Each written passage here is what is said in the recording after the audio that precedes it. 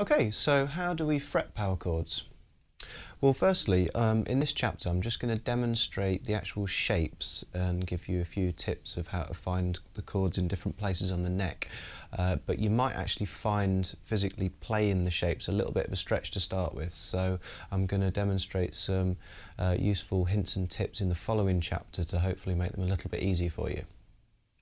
So to start with, what we're going to do is we're going to play a chord from fret 5. So we're going to use our first finger and we're going to push down fret 5 on the 6th string, the bottom string, or the E string. And then for the shape, your third finger just needs to be 2 frets higher and pushing down the string below. So string 5 in this case. So I've got finger 1, fret 5, bottom string, finger 3, fret 7 on my 5th string. So play both of them together and there's a power chord shape. Okay, now my first finger is pushing down what you call the root note or the bass note of the power chord. Now this just means that this single note here has the same name as the full chord. So in this case, fret 5 on string 6 is an A. So the single note's an A, and then the full power chord is an A power chord, or how they're written down is they're called 5th chord, so it'd be A5. Okay. Now this shape, the really good thing about them is once you can play this shape, you can just shift it up and down the neck, and you can play it wherever you want, and you create different power chords with it. So for example, if we move up 2 frets, so now I'm on fret 7, my first finger's still pushing down the 6th string, the bottom string, and so my third finger needs to be 2 frets higher, and that's going to be on fret 9 this time.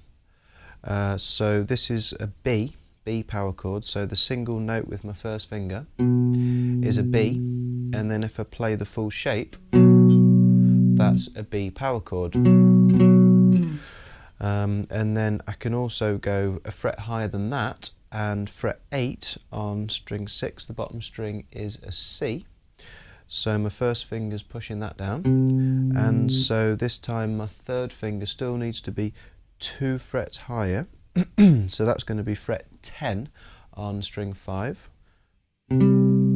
So the individual single note there with my first finger, that's a C, and the full shape is a C power chord or a C5.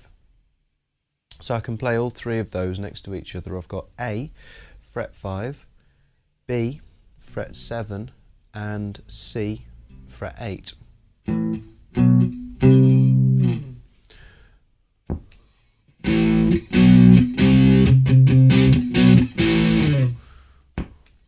So it could sound a little bit more like a song. Now we can do exactly the same thing, but we can also push down the root note on string 5. This is probably the second most common way of playing power chords.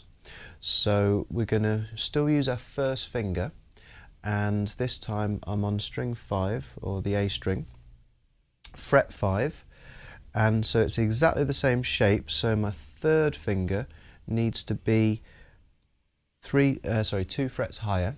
And this time on the 4th string, it's always just 1 string below your root note.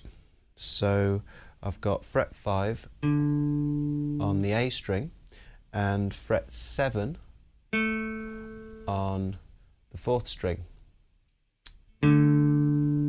So in this case, because the root note is now on the A string or string 5, fret 5 happens to be a D. So my root note's a D, and so the full power chord is a D power chord or a D5. And so I can shift that up and down the neck, up and down on the same string. So I can move up 2 frets, and this time fret 7 on my 5th string or my A string is an E. So my third finger still needs to be exactly in the same shape, so it's 2 frets higher, 1 string lower, so it's fret 9 on the 4th string. So the single note E, or the power chord E, E5, E power chord, and then I can go 1 fret higher up to fret 8, and that's going to be an F. So fret 8 on my 5th string is an F, and then 3rd finger, same shape, 2 frets higher, so it's going to be on fret 10. So there's an F power chord. So we've got D, E, F.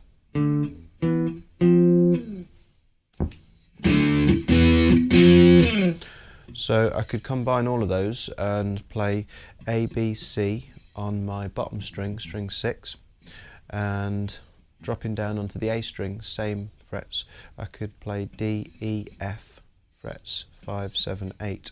So bottom string,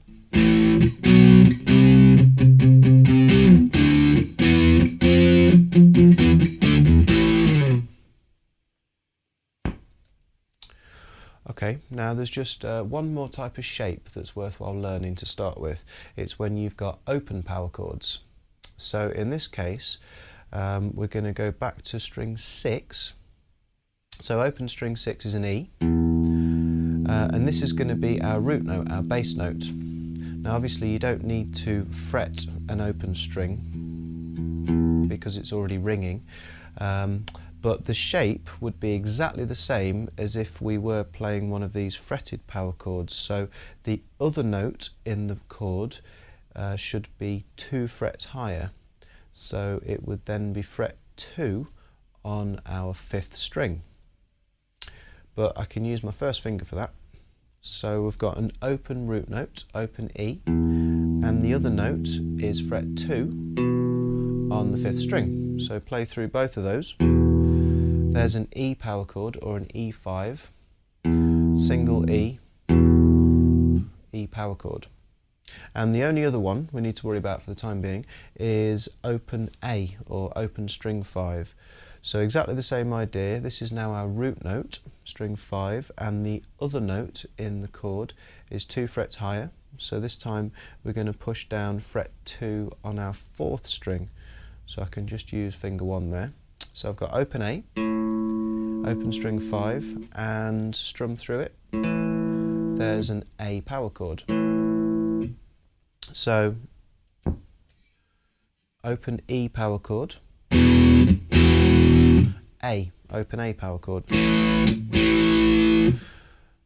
And you can combine these with the fretted shapes. You can play wherever you want depending on what song you're playing.